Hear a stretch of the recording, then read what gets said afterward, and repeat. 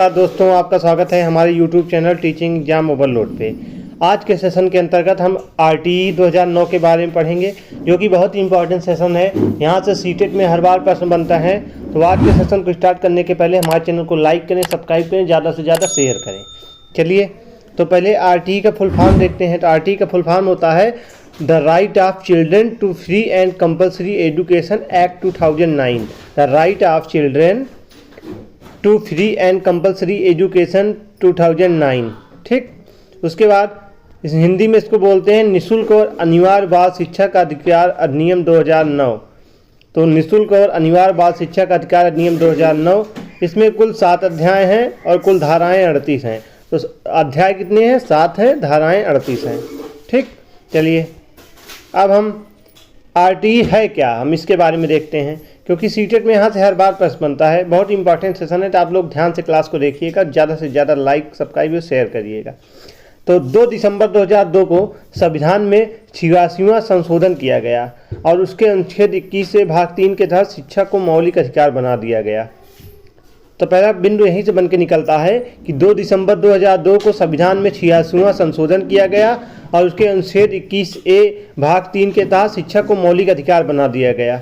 इस मूल अधिकार के क्रियान्वयन हेतु वर्ष 2009 में भारत सरकार ने शिक्षा के क्षेत्र में एक युगांतकारी कदम उठाते हुए निःशुल्क एवं अनिवार्य शिक्षा का अधिकार अधिनियम, जिसको हम the right of children to free and compulsory education RTE act पारित किया गया था। तो इसका मूल अधिकार यह था कि क्रियान्वयन हेतु वर्ष 2009 में सरकार ने शिक्षा के क्षेत्र में एक युगांतकारी कदम उठाते हुए निःशुल्क एवं अनिवार्य शिक्षा का अधिकार अधिनियम लागू कर दिया या पारित किया। इसमें सभी बच्चों को निःशुल्क एवं अनिवार्य रूप से शिक्षा दी जानी चाहिए। चलिए अब हम महत्वपूर्ण तारीखों के बारे में देखते हैं, इंपॉर्टेंट डेट्स। तो 2 दिसंबर 2000 को 86वां संशोधन अनुच्छेद 21A के तहत शिक्षा को मौलिक अधिकार बनाया गया। तो 2 दिसंबर 2002 को 86वें संशोधन में अनुच्छेद 21A के तहत शिक्षा को मौलिक अधिकार बनाया गया। 20 जुलाई 2009 को राज्यसभा में विधेयक पारित किया गया। 4 अगस्त 2009 को लोकसभा में विधेयक पारित किया गया।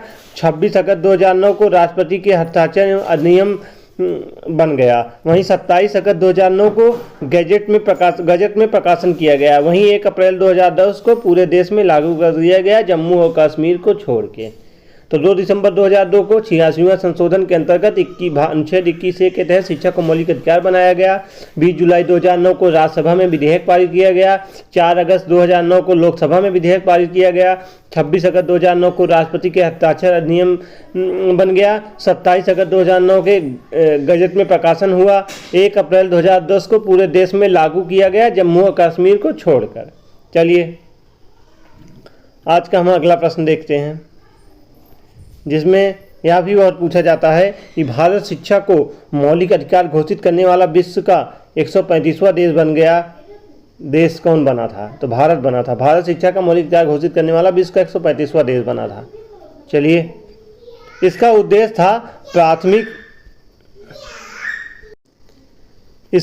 था प्राथमिक शिक्षा के क्षेत्र में सार्वभौमिक समावेशन को बढ़ावा देना तथा माध्यमिक एवं उच्च शिक्षा के क्षेत्र में अध्ययन के नए अवसर सृजित करना। इसके तहत 6 से 14 वर्ष की आयु के प्रत्येक बच्चों के लिए शिक्षा को मौलिक अधिकार के रूप में अंगीकृत किया गया। वहीं यह अधिनियम गुणवत्तापूर्ण औपचारिक शिक्षा को सुनिश्चित करने का अधिकार दिलाता है। तो इसका यह उद्देश्य था कि प्राथमिक शिक्षा के क्षेत्र में सार्वभौमिक समावेशन को बढ़ावा देना तथा माध्यमिक एवं उच्च शिक्षा के क्षेत्र के अध्ययन को नए अवसर सृजित करना था। और इसके तहत सरकार ने 6 से 14 वर्ष की आयु के प्रत्येक बच्चों के लिए शिक्षा को मौलिक अधिकार के रूप में अंगीकृत किया गया। यह अधिनियम जो था गुणवत्तापूर्ण औपचारिक शिक्षा को सुनिश्चित करने का अधिकार दिलाता है। चलिए नोट, विकलांग बालकों के लिए 6 से 18 आयु वर्ग के बालकों के लिए निःशुल्क एवं अनिवार्य शिक्षा का अधिकार है। तो विकलांग बालकों के लिए 6 से 18 आयु के वर्ग के बालकों के लिए निःशुल्क और अनिवार्य शिक्षा का अधिकार है।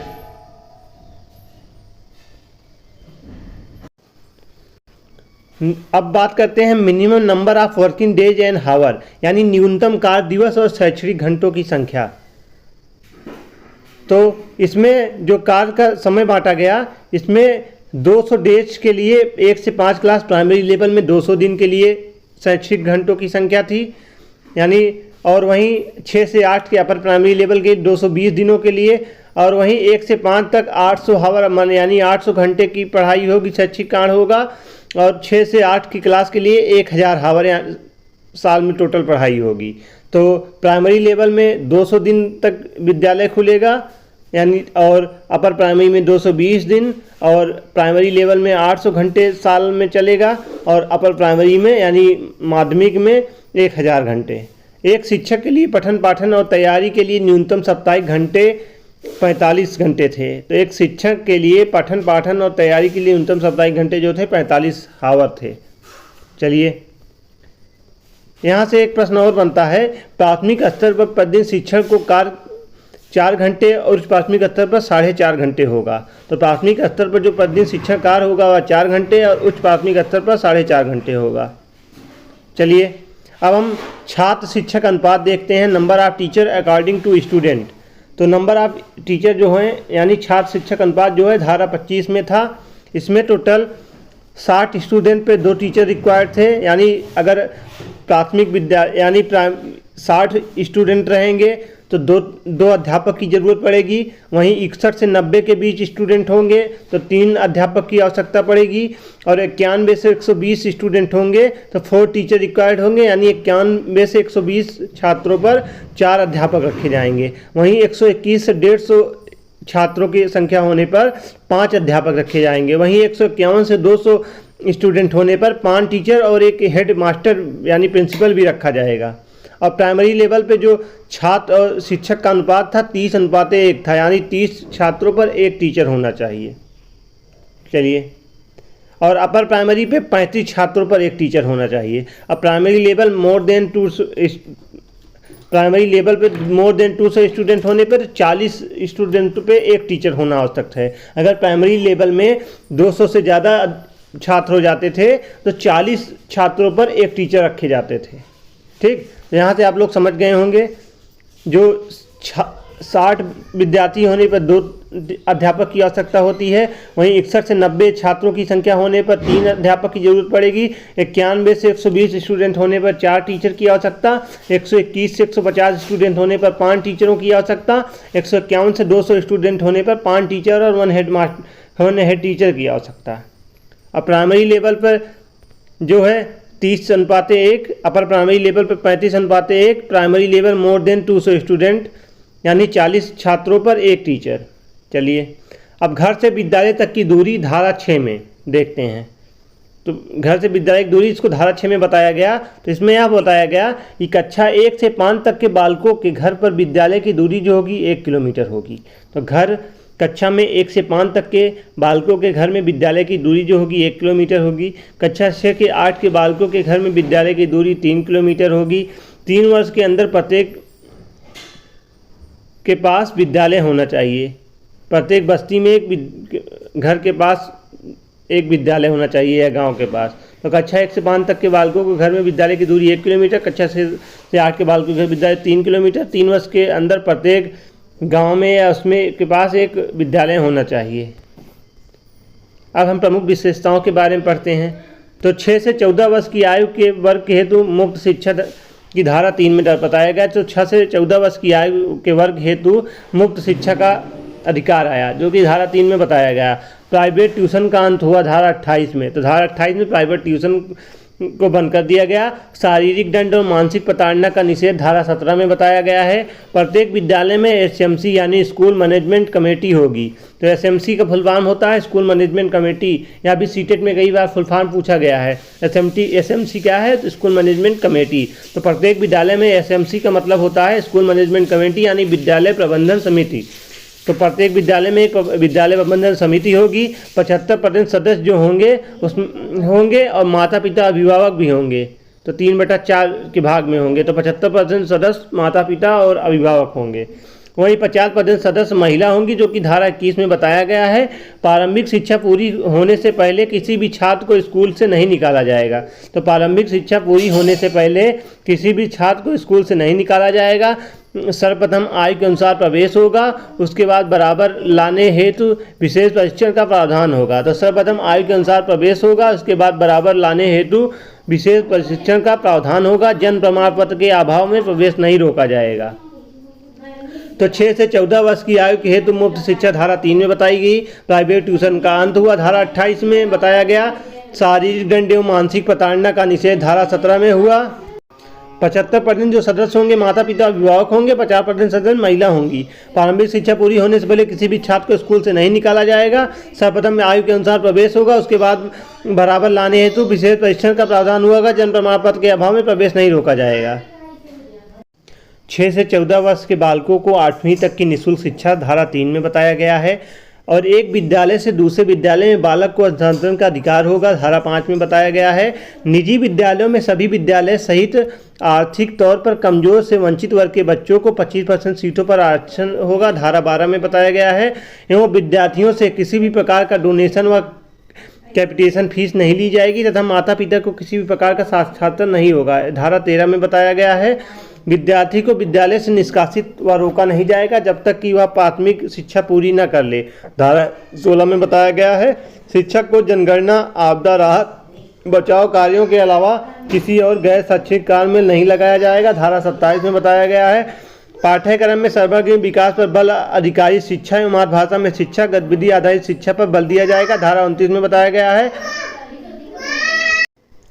राज्य सरकार अधिनियम ने अपनी व्यवस्था का आवश्यक संशोधन कर सकती है, धारा 38 में बताया गया है। अब हम फर्स्ट क्लास 6 से 8 तक के लिए जो लागू किया गया, at least 1 teacher first class so that 3 shall be list 1 teacher each of. तो पहले science and mathematics, social science, language, part time instructor, art education, health and physical education, work education. ठीक, अब शिक्षकों में भूमिका व प्रमुख उत्तरदायित्व क्या है? तो शिक्षकों की भूमिका एवं प्रमुख उत्तरदायित्व में विद्यालय में नियमित समय अनुसार अपनी उपस्थिति दर्ज कराना। तो विद्यालय में नियमित समय अनुसार अपनी उपस्थिति दर्ज कराना और समय सीमा के अनुसार पाठ्यक्रम का संचालन व पाठ्यक्रम को पूरा करना। प्रत्येक छात्र के सर्वांगीण विकास के लिए उचित मार्गदर्शन प्रदान करना। विद्यार्थियों के अधिगम संबंधी समस्याओं को दूर करने के लिए अतिरिक्त शिक्षण की व्यवस्था होनी चाहिए। समय समय पर अपने द्वारा किए गए अध्यापन कार्य की सफलता का निरीक्षण करना। अभिभावकों के साथ नियमित बैठक व छात्र की प्रगति में चर्चा करना। बच्चों के आने के समय के 1 घंटे पूर्व विद्यालय में पहुंचना और अवकाश के 1 घंटे बाद विद्यालय में जाना। तो शिक्षक की जो भूमिका होती है, विद्यालय में नियमित समय के अनुसार अपनी उपस्थिति दर्ज कराना होता है, समय सीमा के अनुसार पाठ्यक्रम का संचालन व पाठ्यक्रम को पूरा करना होता है एवं प्रत्येक छात्र के सर्वांगीण विकास के लिए उचित मार्गदर्शन प्रदान करना होता है एवं विद्यार्थियों के अधिगम संबंधी समस्याओं को दूर करने के लिए अतिरिक्त शिक्षण की व्यवस्था होनी चाहिए। समय समय पर अपने द्वारा किए गए अध्यापन कार्य की सफलता का निरीक्षण करना होता है एवं अभिभावक के लिए नियमित बैठक व छात्र की प्रगति की चर्चा करना होता है। बच्चों के आने के समय के 1 घंटे पूर्व विद्यालय में पहुंचना और अवकाश के 1 घंटे के बाद विद्यालय में जाना होता है। चलिए अब हम आगे देखते हैं। तो आज R3 2009 में पढ़ा, अब इनसे बनने वाले कुछ हम इम्पॉर्टेंट प्रश्न को देखते हैं। चलिए आज का पहला प्रश्न देखते हैं। तो आज का पहला प्रश्न है, शिक्षा का अधिकार अधिनियम भारत में कब लागू किया गया? तो शिक्षा का अधिकार अधिनियम भारत में कब लागू किया गया? विकल्प ए 1 अप्रैल 2009, विकल्प बी 1 मई 2010, विकल्प सी 1 अप्रैल 2008, विकल्प डी 1 अप्रैल 2010। बताइए इसका सही आंसर क्या होगा?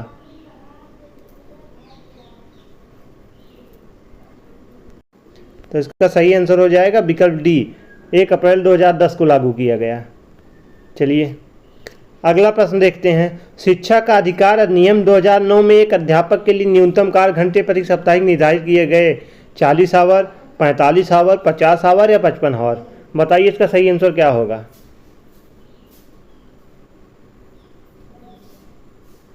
तो न्यूनतम जो कार्य होते हैं शिक्षा का अधिकार, एक अध्यापक के न्यूनतम कार्य प्रति घंटे साप्ताहिक कितने थे? तो 45 आवर थे ना, अभी हमने ऊपर पढ़ा था थ्योरी में। तो इसका विकल्प भी सही हो जाएगा। चलिए अगला प्रश्न देखते हैं। शिक्षा का अधिकार अधिनियम 2009 में एक अध्यापक को निम्न में से किस दायित्व को पूरा करना चाहिए? विद्यालय में नियमित रूप से समय पर उपलब्ध होना, पाठ्यक्रम का संचालन कर पूरा करना होगा, पाठ्यक्रम को निर्धारित समय को पूरा करना होगा, उपरोक्त सभी होगा। बताइए इसका सही आंसर क्या होगा? तो इसका सही आंसर हो जाएगा विकल्प डी, उपरोक्त सभी, यानी ऑल ऑफ द अबव। चलिए अगला प्रश्न देखते हैं। बालकों का मुफ्त एवं अनिवार्य शिक्षा का अधिकार 2009 में निम्न में से किस पर ध्यान नहीं दिया गया?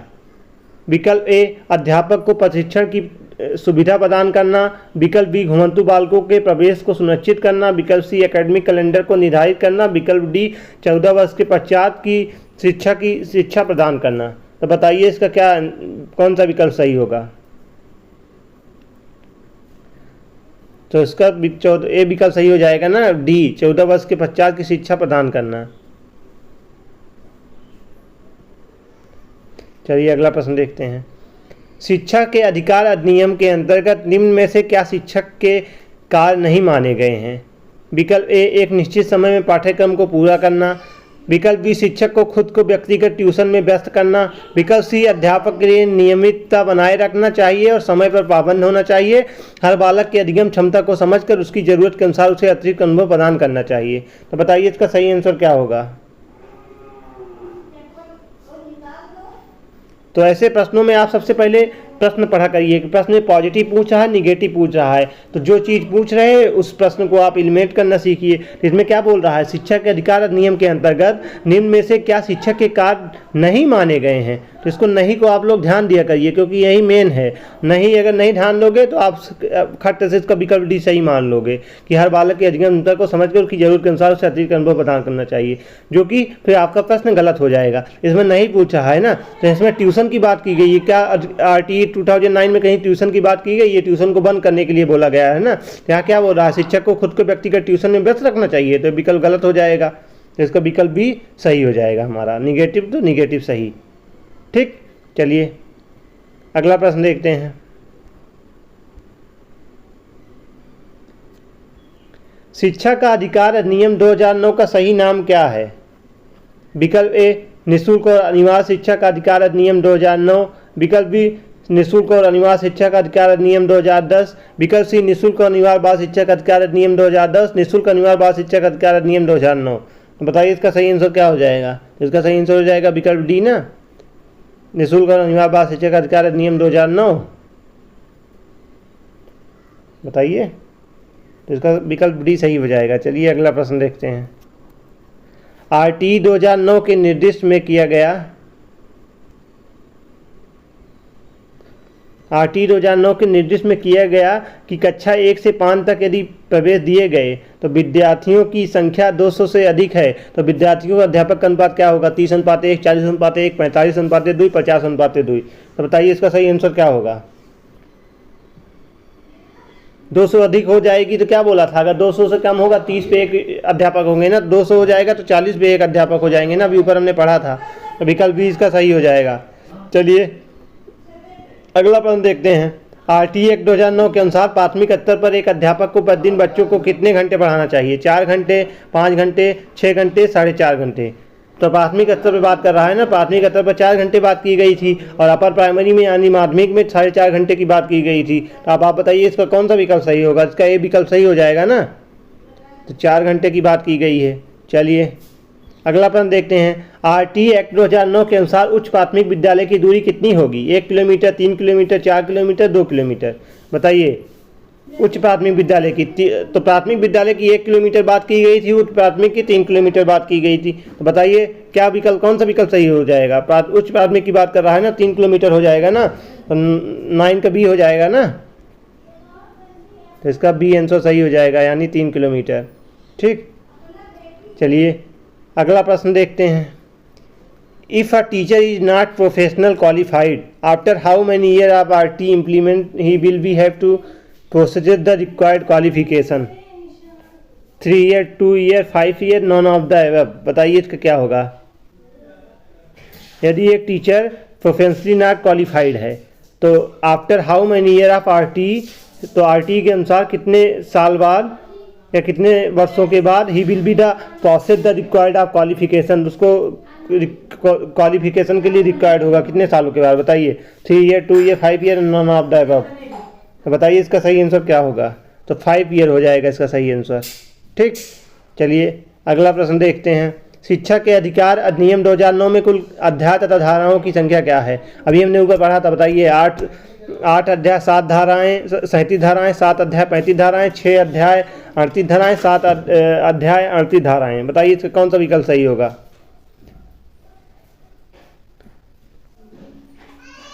तो इसका हो जाएगा ना 7 धाराएं, 7 अध्याय और 38 धाराएं हैं। चलिए अगला क्वेश्चन देखते हैं। शिक्षा का अधिकार अधिनियम 2009 को लागू करने का उद्देश्य था शिक्षा को मूल अधिकार बनाने के लिए, छात्रों को गुणवत्तापूर्ण शिक्षा उपलब्ध कराने के लिए, भारत की साक्षरता दर बढ़ाने के लिए, निजी शिक्षा को बढ़ावा देने के लिए। बताइए इसका सही आंसर क्या होगा? शिक्षा का क्या अधिनियम लागू करने का मुख्य उद्देश्य क्या था? बताइए। तो छात्रों को गुणवत्तापूर्ण शिक्षा उपलब्ध कराने के लिए किया गया था ना, तो इसका विकल्प भी ऐसे भी पॉजिटिव दिख रहा है। चलिए, the main objective of implementing of RT Act 2009 to make education basic right, to provide qualified education, to increase literacy rate, to promote private education. तो बताइए क्या होगा, कौन सा विकल्प सही होगा इसका? तो इसका सही विकल्प हो जाएगा टू प्रोवाइड क्वालिटी एजुकेशन। हमें गुणवत्तापूर्ण शिक्षा देना है बालकों को ना। चलिए, RT अधिनियम 2009 के बारे में निम्न तत्वों पर विचार कीजिए। विकल्प ए, RTI अधिनियम 6 से 14 वर्ष की आयु वर्ग के बच्चों के लिए है। प्राथमिक शिक्षा में 1 से 5 के बच्चों को घर के नज़दीक ही 1 किलोमीटर परिधि की दूरी में उपलब्ध कराई जाए। उच्च प्राथमिक 6 से 8 बच्चों के घर के नज़दीक 3 किलोमीटर परिधि की दूरी उपलब्ध कराई जाए। नामांकित छात्रों को विद्यालय में प्रवेश हेतु आधार पर नहीं बल्कि पिछली कक्षा में उत्तीर्ण के आधार पर किया जाएगा। कक्षा 8 तक किसी भी छात्र को अनुत्तीर्ण नहीं किया जाएगा। तो इसमें कौन कौन से विकल्प सही होंगे? नीचे कोड को दिए हुए हैं। कथन 1, 2, 3 और 5 सही है। कथन 1, 2, 4, 5 सही है। कथन 1, 2, 1, 3, 4, 5 सही है। कथन 1, 2, 3, 4, 5 सब सही हैं। बताइए इसका सही विकल्प क्या होगा? अभी हमने ऊपर पढ़ा था, तो बताइए। तो इसका सही विकल्प हो जाएगा ए, कथन 1, 2, 3 और 5 सही है। ठीक, अनामांकित छात्रों का विवरण में प्रवेश आयु के आधार पर नहीं बल्कि छात्रों के कक्षा में उत्तीर्ण के आधार पर किया जाएगा। निगेटिव है ना, इसको गलत करिए। RT एक्ट में कक्षा 1 से 5 तक के बारे में सही है। शिक्षक का छात्र अनुपात 1:30 होना चाहिए या प्रतिवर्ष कार्य दिवस न्यूनतम 200 दिन, प्रतिवर्ष शिक्षक घंटे न्यूनतम 800 घंटे, उपरोक्त सभी। बताइए इसका सही विकल्प क्या होगा? तो इसका सही विकल्प हो जाएगा उपरोक्त सभी। ठीक, चलिए अगला प्रश्न देखते हैं। RT एक्ट 2009 में क्या प्रावधान नहीं है? विद्यालय स्थापित करने का दायित्व समुचित सरकार का होगा। किसी भी छात्र को प्रारंभिक शिक्षा पूर्ण करने के लिए किसी भी कक्षा में रोका नहीं जाएगा। प्रत्येक निजी विद्यालय को अल्प आय वाले गरीब वर्ग के बालकों के लिए 25% सीटें आरक्षित रखनी होंगी। पूर्व विद्यालय शिक्षा का प्रभावी रूप से प्रावधान किया जाएगा। तो बताइए इसका सही आंसर क्या होगा?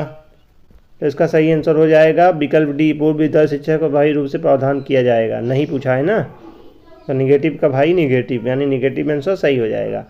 RT एक्ट के संदर्भ में गलत कथन बताइए। गलत कथन पूछा है, तो इस अधिनियम के द्वारा बालक को प्रारंभिक शिक्षा पूर्ण किए जाने तक विद्यालय में निष्कासित नहीं किया जाएगा। इस अधिनियम में विद्यालय प्रबंध समिति द्वारा विद्यालय योजना बनाने संबंधी प्रावधान किया गया। इस अधिनियम में एक अनुसूची दी गई जिसमें विद्यालय संबंधी मान और मानक दिए गए। विद्यालय में स्वीकृत रिक्त पदों पर 25% से अधिक रिक्त नहीं होंगे। तो बताइए इसमें कौन सा विकल्प सही होगा? तो इसका विकल्प डी सही हो जाएगा, क्योंकि विद्यालय में स्वीकृत रिक्त पदों के 25% अधिक रिक्त नहीं होंगे, ऐसा कुछ नहीं है ना। चलिए, RT एक्ट 2009 के संवैधानिक प्रावधान के बारे में निम्नलिखित कथनों पर विचार कीजिए। अनुच्छेद 21 के अंतर्गत प्राथमिक शिक्षा को मूल अधिकारों में शामिल किया गया। निज अधिनियम के पहले निःशुल्क और अनिवार्य बाल शिक्षा का उपबंध राज्य के नीति निर्देशक सिद्धांतों के अंतर्गत अनुच्छेद 45 में व्यवस्था की गई। 86वां संशोधन 2002 द्वारा अनुच्छेद 45 का लोप कर अनुच्छेद 21 के तहत मूल अधिकार घोषित किया गया। नवीन अनुच्छेद 45 के द्वारा 6 वर्ष की आयु के प्रत्येक बालकों को पूर्व बालकाल के देखरेख और शिक्षा का अवसर देने के लिए उपबंध किया गया। तो बताइए इसका कौन सा विकल्प सही होगा? इसमें कथन दिए गए हैं 1, 2, 3 सही है, कथन 1, 2 सही है, कथन 1, 3, 4 सही है, कथन 1, 2, 3, 4 सही है। बताइए इसमें कौन सा सही होगा? तो इसमें विकल्प डी सही हो जाएगा, 1, 2, 3, 4 सही है। चलिए अगला प्रश्न देखते हैं। RT अधिनियम 2009 के अनुसार अध्यापकों में कौन कौन से गैर शैक्षिक कार्य करवाए? जनगणना, आपदा राहत कार्य, चुनाव संबंधी उपयोग सभी। बताइए इसका सही विकल्प क्या होगा? तो इसमें सारे काम करवाए जाएंगे, इसके छोड़ के इसके अलावा कोई काम नहीं होगा ना। जनगणना में टीचरों को लगा सकते हैं, आपदा राहत कार्यों में, चुनाव संबंधी मुद्दों में, उपयोग सभी में। अब चलिए अगला प्रश्न देखते हैं। आरटी एक्ट 2009 के अनुसार विद्यालय प्रबंध समिति के बारे में सही कथन दें। समिति में कम से कम 3/4 75% माता पिता या संरक्षक हों, 50% सदस्य महिला होंगी। समिति का गठन प्रवेश सहित बालकों और उनके माता पिता और शिक्षकों के निर्वाचित प्रतिनिधियों से होगा। विद्यालय प्रबंध समिति का अध्यक्ष विद्यालय विकास और शिक्षण कार्य में भाग लेना है। तो कथन ABC सही है, कथन ABD सही है, कथन ABCD सही है, कथन ABCD सही है। ऐसे विकल्प सीटेट में पूछे जा रहे हैं। तो उसी तरह से हमने प्रश्न लिया है। बहुत ही इंपॉर्टेंट सेशन है। आज का सेशन देखने के बाद आपको आरटी एक्ट से जितने भी प्रश्न बनेंगे आप सब लोग आसानी से सॉल्व कर लेंगे। बताइए इसका सही आंसर क्या होगा। तो इसका सही आंसर हो जाएगा ABC सही है, ABC सही है, D गलत है। विद्यालय प्रबंध समिति का अध्यक्ष विद्यालय विकास और शिक्षा कार्य में भाग लेगा, ऐसा नहीं होता है। अगला प्रश्न देखते हैं। छात्र शिक्षक अनुपात कक्षा 1 से 5 तक के बारे में निम्नलिखित कथनों पर विचार कीजिए। 60 बालकों पर 2 अध्यापक हों, 61 से 90 के बालकों पर 3 अध्यापक, 91 से 120 के बालकों पर 4 अध्यापक, 21 से 150 के मध्य छात्रों पर 6 अध्यापक, 200 से अधिक होने पर अध्यापक छोड़कर 1 से 40 अध्यापक नहीं होना चाहिए। तो इसका कथन ABC सही है, कथन ABD सही है, कथन ACD सही है, सभी कथन सही हैं। तो बताइए इसका सही आंसर क्या होगा। तो इसका विकल्प ए सही हो जाएगा, ABC और E सही है, D गलत है। 121 मतलब 6 अध्यापक होंगे, ऐसा कहीं कुछ नहीं है। चलिए अगला प्रश्न देखते हैं। छात्र शिक्षक अनुपात कक्षा 6 से 8 तक के बारे में निम्नलिखित में से कौन सा कथन सही है। कम से कम प्रति कक्षा में 1 शिक्षक विज्ञान, गणित, सामाजिक विज्ञान और भाषा का हो। कला शिक्षा, स्वास्थ्य और शारीरिक शिक्षा और कार्य शिक्षा के लिए 1 अंशकालिक शिक्षक हो। A और B दोनों सही हैं, इनमें से कोई नहीं। तो बताइए इसका सही आंसर क्या होगा। तो इसका सही आंसर हो जाएगा AB दोनों सही है। चलिए अगला प्रश्न देखते हैं। कितने छात्रों पर 5 अध्यापक और 1 प्रधान अध्यापक हों। 5+1 का मानक निर्धारित किया गया है। तो बताइए 500 पे 200, 2 से अधिक, 150 से अधिक। तो बताइए इसका सही आंसर क्या होगा। तो इसका हो जाएगा सही विकल्प बताइए D 150 से अधिक पे। ठीक। चलिए आरटी एक्ट में उल्लेखित प्रारंभिक शिक्षा में अपीरिट अकॉर्डिंग टू आरटी एक्ट 2000 ने एलिमेंट्री एजुकेशन मीन कक्षा 1 से 5 तक के लिए, कक्षा 1 से 8 तक के लिए, 6 से 8 तक, 1 से 10 के लिए। बताइए इसका सही आंसर क्या होगा। 1 से 8 के लिए बनाया गया है ना, इसको भी हमने ऊपर पढ़ा भी था। चलिए अगला प्रश्न देखते हैं। 6 से 14 वर्ष के बच्चों को मुफ्त और अनिवार्य शिक्षा का अधिकार, फ्री एंड कंपल्सरी एजुकेशन प्रदान करने का दायित्व दिया गया। विकल्प ए केंद्र सरकार, विकल्प बी राज्य सरकार का, विकल्प सी केंद्र एवं राज्य सरकार का, विकल्प डी शिक्षा आयोग का। तो बताइए इसका सही आंसर क्या होगा। तो इसका सही आंसर हो जाएगा विकल्प सी केंद्र और राज्य सरकार का। चलिए अगला प्रश्न देखते हैं। आरटी एक्ट 2009 के बारे में निम्नलिखित कथनों पर विचार कीजिए। एक अधिनियम पहले राज्यसभा में पारित हुआ, बाद में लोकसभा में पारित हुआ। आयु के अनुसार प्रवेश से तात्पर्य नामांकित बच्चों के लिए उचित आयु कक्षा में प्रवेश से है। इस अधिनियम में प्रावधान है कि छात्रों को विद्यालय में प्रवेश लेते समय किसी भी प्रकार का स्क्रीनिंग टेस्ट या साक्षात्कार नहीं लिया जाएगा। इस अधिनियम में कुल 7 अध्याय और 29 धाराएं हैं और 1 अनुसूची है। कोड ABC सही है, कोड ABD सही है, कथन ACD सही है, कथन ABCD सही है। तो बताइए इसमें कौन सा विकल्प सही होगा। तो इसमें ABCD सब सही हैं। चलिए अगला प्रश्न देखते हैं। शिक्षा को मूल अधिकार कब घोषित किया गया। 2002 में, 2009 में, 2010 में, 2012 में। इसका सही विकल्प क्या होगा बताइए आप लोग। तो 2002 में किया गया ना, बताइए 2002 में। चलिए अगला प्रश्न देखते हैं। निःशुल्क एवं अनिवार्य बाल शिक्षा अधिकार अधिनियम 2009 में कौन सी धारा राज्य सरकार को नियम बनाने की शक्ति देती है। धारा 38, धारा 17, धारा 21, धारा 28। बताइए इसका सही विकल्प क्या होगा। तो धारा 38 में बताया गया है, सभी हमने ऊपर पढ़ा भी था। चलिए अगला प्रश्न देखते हैं। SMC स्कूल मैनेजमेंट कमेटी विद्यालय प्रबंध समिति का अध्ययन कौन होता है। अभिभावक, शिक्षक, प्रधानाध्यापक या छात्र। बताइए इसका सही विकल्प क्या होगा। तो अभिभावक होते हैं, इसमें पहले ही बताया गया है। SMC स्कूल मैनेजमेंट कमेटी अभिभावक होते हैं। इसमें 75% से ज़्यादा आरटी 2009 की धारा में यहाँ बताया गया है कि बच्चों को शारीरिक दंड देना और प्रदान करना मना है। धारा 28, धारा 17, धारा 21, धारा 25। तो बताइए इसका सही विकल्प क्या होगा। तो धारा 17 में बताया गया है, अभी हमने ऊपर पढ़ा भी था। चलिए आज का लास्ट प्रश्न देखते हैं। आरटीआई अधिनियम 2009 में अध्यापकों से संबंधित प्रावधान इनमें से कौन सा नहीं है। अध्यापक पात्रता परीक्षा टेस्ट उत्तीर्ण करना अनिवार्य होगा। अध्यापकों में गैर शैक्षिक कार्य नहीं करवाया जाएगा। अध्यापक निजी शिक्षा का कार्य नहीं करेंगे। कक्ष में मोबाइल उपयोग का प्रतिबंध रहेगा। तो बताइए इसमें सही आंसर क्या होगा। तो इसका सही आंसर हो जाएगा विकल्प डी, कक्षा में मोबाइल उपयोग पर प्रतिबंध रहेगा। तो आज हमने RTE एक्ट 2009 के बारे में पढ़ा, जो कि बहुत इंपॉर्टेंट सेशन था। यहाँ सीटेट में बार बार प्रश्न बनते हैं। हमने उसकी थ्योरी पढ़ी, उसके बाद इंपॉर्टेंट बनने वाले इंपॉर्टेंट प्रश्नों को देखा। तो मैं आशा करता हूँ यह सेशन आपको बहुत ही आसानी से समझ में आया होगा। आप लोग क्लास को ज़्यादा से ज़्यादा शेयर करिएगा अपने मित्रों में और लाइक सब्सक्राइब करिएगा। अगर आप सीटेट की प्रॉपर तरीके से टॉपिक वाइज तैयारी करना चाहते हैं तो हमारे चैनल के साथ जुड़ जाइए। हमारे चैनल पर सीटेट की प्रॉपर तरीके से टॉपिक वाइज तैयारी कराई जा रही है। मैं आशा करता हूँ यह सेशन आपको बहुत ही अच्छे से समझ में आया होगा। आप कमेंट में ज़रूर बताइएगा कि RTE एक्ट 2009 आपको अच्छे से समझ में आया कि नहीं। तो आज का सेशन में ही समाप्त करते हैं। कल फिर मिलते हैं किसी नए सेशन के साथ। तब तक के लिए धन्यवाद।